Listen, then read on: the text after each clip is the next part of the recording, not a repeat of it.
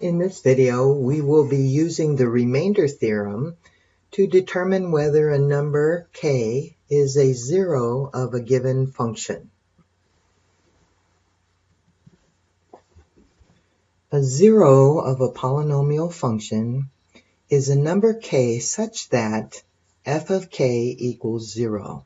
In other words, the remainder is 0. We're going to use that concept to decide whether the given value of k is a zero of the function. Our first example,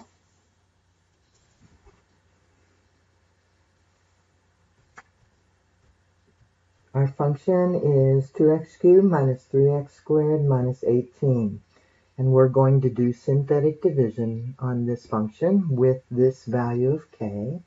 So again, remember k goes in the little box out in front.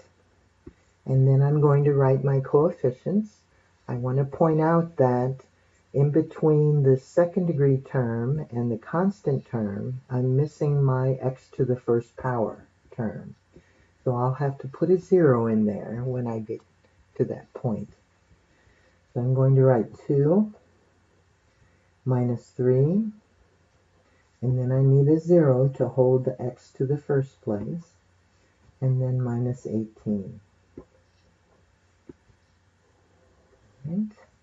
Bring down our first term, so we'll write that, multiply, write that product, and add, multiply, write that product, and add, multiply, write that product, and add.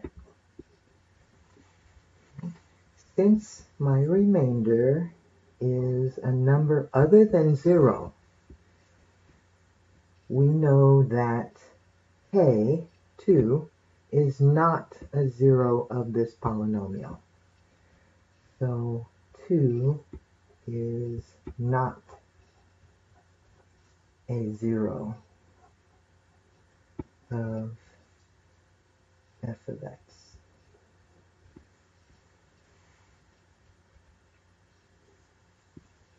All right, my next example.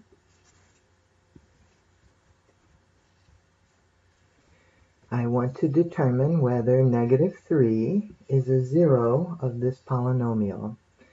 So k is negative 3. It goes in the little box out in front. I'm going to write my coefficients. Let me first check and see if I'm missing any terms. 4, 3, 2, 1, constant. So I'm not missing any this time. My coefficient of x to the fourth is 1. And then negative 4. Negative 14, 36, and 45. And do my synthetic division. Bring down the first number. 1 times negative 3 is negative 3. Add these numbers. I'll get negative 7. Multiply and get positive 21. Add here, I get 7. Multiply, I get negative 21. Add, I get a positive 15. Multiply, that's negative 45. And then add, and I get 0. Now this one, since my remainder is 0, then I can say yes. Negative 3 is a 0 of f of x.